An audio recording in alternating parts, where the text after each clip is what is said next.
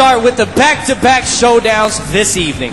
Simulan na natin sa dalawang scholars na nagpapahanga sa viewing public dahil sa kanilang likas na kaseksihan na lumalabas sa bawat performance. Ginagawang bentahe ng unang performer ang dapat sanay handicap sa pagkanta.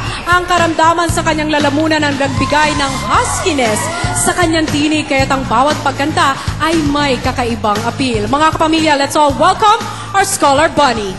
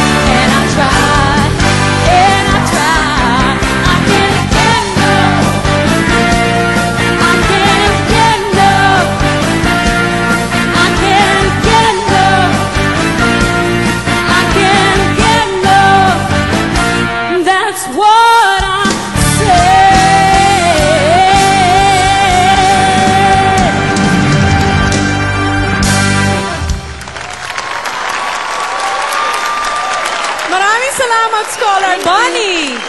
Nako, masatisfy naman kaya ang jury sa iyong performance. Pakinggan natin si Mr. Jimmy.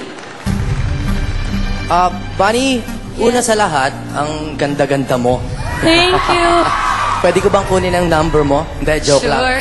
Pero alam mo, ang una kong napansin, no, parang mababa yung kanta sa'yo kasi yung mga low notes, no, parang pwede mo pang tamaan eh.